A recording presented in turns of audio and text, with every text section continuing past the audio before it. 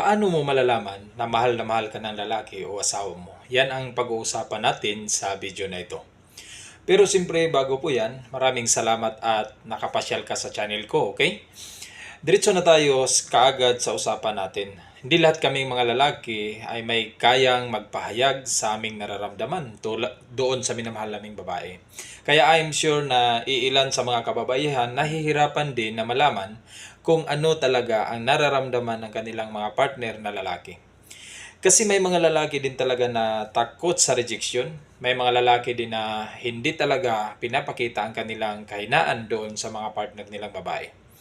May mga lalaki din na takot talagang mag-express ng kanilang pagmamahal. Ngayon kung isa ka sa mga babae na nalilito at hindi mo klaro kung ano ba talaga ang nararamdaman ng partner mo sa'yo, kung mahal ka ba niya talaga. Pwede mo rin itong makikita sa kanyang pananalita at body language yan. Pero para mas malinaw, ito ang sagot niyan. Una, kapag ang isang lalaki ay nagbibigay ng oras sa'yo, mahal ka niyan. Spending time with you.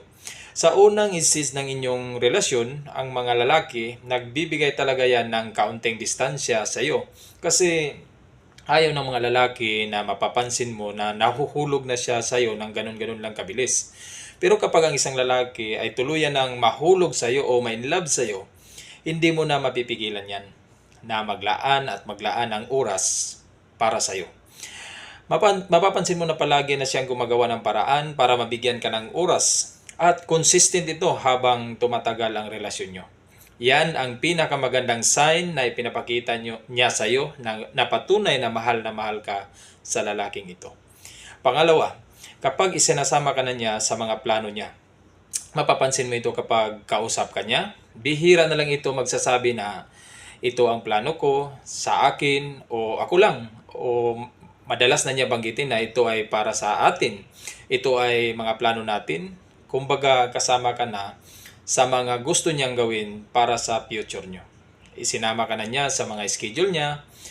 Mapapansin mo yan Kahit sa mga maliliit na bagay, palagi kang isasama sa mga plano niya. May mga pag-aaral na nagsasabi na ang mga mag-asawa na sabay na umunlad, ito ay dahil sa unity sila. Isa lang ang direksyon nila sa buhay at sa plano nila.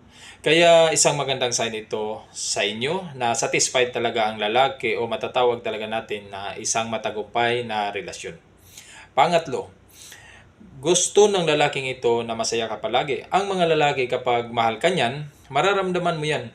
Palaging masayahin yan, mapapansin nyo, satisfied talaga siya sa relasyon nyo.